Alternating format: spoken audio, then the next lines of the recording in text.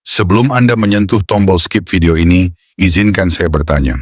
Apakah Anda merasa lelah dikejar tagihan, padahal gaji Anda baru saja masuk? Kita semua bekerja keras. Kita menukarkan waktu, energi, dan pikiran kita demi sejumlah uang. Namun, mengapa terasa uang itu hanya mampir sebentar, lalu lenyap tanpa jejak? Ini bukan tentang seberapa besar penghasilan Anda. Ini tentang seberapa baik Anda mengelolanya. Generasi saat ini hidup di era kemudahan finansial yang tak terbayangkan sebelumnya. Namun justru generasi ini pula yang paling rentan terhadap masalah utang dan tekanan finansial. Mengapa ini terjadi? Jawabannya terletak pada 3 aturan fundamental tentang uang yang secara konsisten kita abaikan. Bayangkan, Anda memiliki lubang di dompet Anda. Lubang itu tidak terlihat, tapi ia menyedot setiap rupiah yang Anda miliki. Hari ini, kita akan menutup lubang itu. Kesalahan finansial terbesar yang dilakukan generasi saat ini bukanlah berutang, melainkan mengatakan ya pada hal-hal yang tidak penting di awal bulan. Kita hidup di masyarakat yang memprioritaskan penampilan daripada substansi.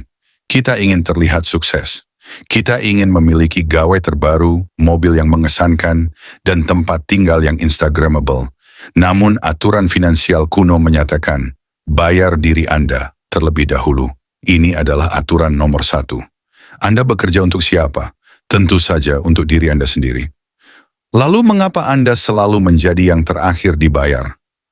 Konsep bayar diri Anda terlebih dahulu berarti begitu gaji masuk, sebelum membayar tagihan, sebelum membeli kopi, bahkan sebelum melihat promo, Anda harus menyisihkan persentase tertentu, katakanlah 10% hingga 20%, langsung ke rekening tabungan atau investasi yang tidak mudah diakses.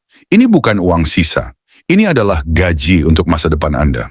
Tahukah Anda bahwa penundaan dalam menabung hanya 5 tahun bisa menghilangkan puluhan hingga ratusan juta dari kekayaan masa depan Anda? Dengan membayar diri Anda di awal, Anda menghilangkan godaan untuk menghabiskan uang tersebut. Sisa uang yang ada barulah yang Anda alokasikan untuk kebutuhan hidup. Anda secara efektif memaksa diri Anda untuk hidup di bawah kemampuan Anda, yang merupakan fondasi kekayaan sejati. Jangan abaikan prioritas. Anda, masa depan Anda adalah prioritas utama, bukan tagihan langganan hiburan yang tidak pernah Anda tonton. Anda berpikir pengeluaran kecil itu tidak masalah? Mari kita hitung. 1 cangkir kopi kekinian setiap hari dalam setahun bisa bernilai 1 unit motor baru. Aturan uang nomor 2 adalah pahami dan hancurkan biaya harian yang merayap. Generasi kita terbiasa dengan kemudahan tap and go. Pembelian di bawah Rp50.000 terasa tidak berarti. Namun biaya-biaya kecil ini, kopi, ongkos kirim ekspres, langganan aplikasi yang jarang dipakai, adalah pembunuh diam-diam terhadap kas keuangan Anda.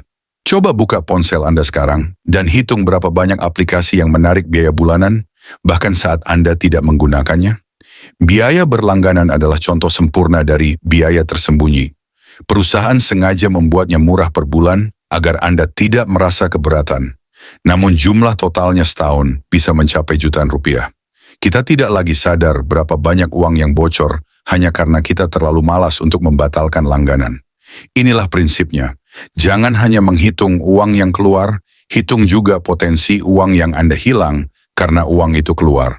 Solusinya sederhana, lakukan audit keuangan bulanan. Identifikasi 3 pengeluaran harian atau langganan yang paling tidak Anda butuhkan.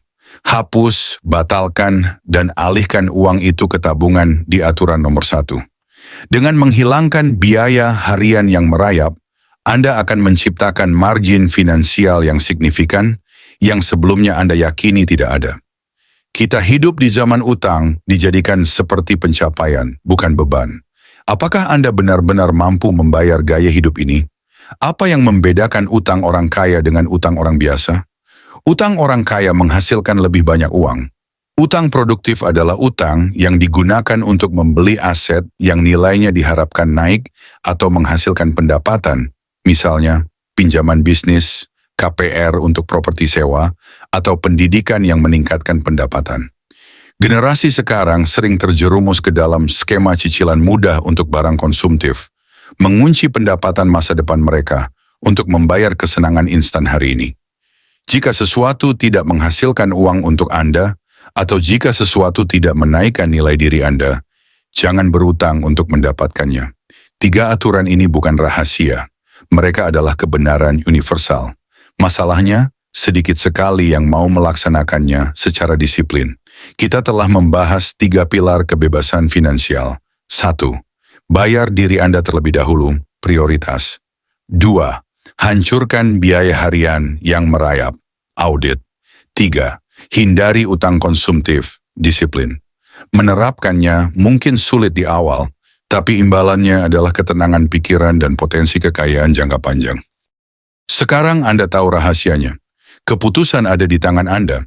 Apakah Anda akan tetap menjadi budak gaji Anda atau menjadi tuannya? Jangan biarkan gaji Anda selalu habis. Ambil kendali. Mulai hari ini, catat pengeluaran Anda dan terapkan aturan nomor 1.